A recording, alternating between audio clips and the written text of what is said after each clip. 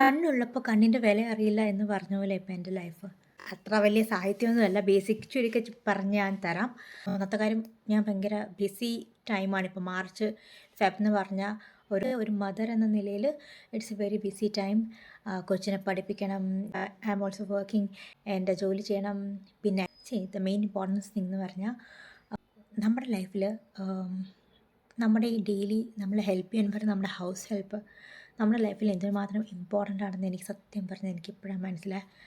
അനുഭവിക്കുമ്പോഴാണല്ലോ നമ്മളത് റിയലൈസ് ചെയ്യുന്നത്. ആ പുള്ളിക്കാരി 2 മാസത്തേക്ക് പോയിരിക്കുവാണ് നാട്ടിൽ.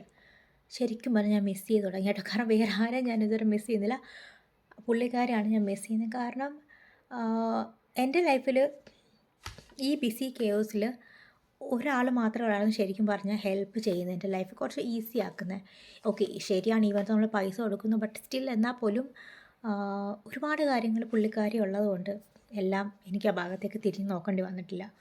അപ്പോൾ we have to be really very grateful. നമ്മുടെ ലൈഫിൽ ഈസി ആക്കാൻ നടക്കുന്ന ആൾക്കാരെ നമ്മുടെ ചുറ്റുവട്ടത്തുണ്ടെങ്കിൽ നമ്മൾ പിടിച്ചു വെക്കുക, ഒരിക്കലും വിടല്ലേ. അതേപോലെ തന്നെയാണ് നമുക്ക് ഇമ്പോർട്ടൻസ് തരുന്ന ആൾക്കാർ നമ്മുടെ ലൈഫിൽ ഉണ്ട്. ബട്ട് നമ്മൾ തിരിച്ച് റിട്ടേൺ ആയിട്ട് നമ്മൾ ശ്രദ്ധിക്കുന്നില്ല. കാരണം നമ്മുടെ മൈൻഡിൽ എപ്പോഴും വേറൊരാളാണ്, അയാൾക്കാണ് നമ്മൾ എന്ന് ഇമ്പോർട്ടൻസ് കൊടുത്തിരുന്നത്. But there are many small people around U. നിങ്ങളുടെ ലൈഫിൽ നിങ്ങൾക്ക് വളരെ ഇമ്പോർട്ടൻസ് കുറവായിരിക്കും, ബട്ട് അവരുടെ ലൈഫിൽ you are the most, you are one among the most important, and they will always be with you no matter what. നിങ്ങളെ support ചെയ്യാനും നിങ്ങളെ ഹെൽപ്പ് ചെയ്യാനും. അപ്പോൾ ജസ്റ്റ് എല്ലാവർക്കും ഉണ്ട്. ഒന്ന് തിരിഞ്ഞ് നോക്കിയാൽ, ഒന്ന് ഓർത്ത് നോക്കിയാൽ, ഒന്ന് ചിന്തിച്ച് നോക്കിയാൽ നിങ്ങൾക്കത് ആരെന്ന് മനസ്സിലാവും. ആരാണ് ആൾക്കാരാണെന്ന് ഐഡൻറ്റിഫൈ ചെയ്യുക. റിട്ടേൺ ആയിട്ട് നിങ്ങൾ അവരെയും ഒന്ന് സ്നേഹിക്കാൻ നോക്കുക, അവർക്കും കുറച്ച് ഇമ്പോർട്ടൻസ് കൊടുക്കാൻ നോക്കുക.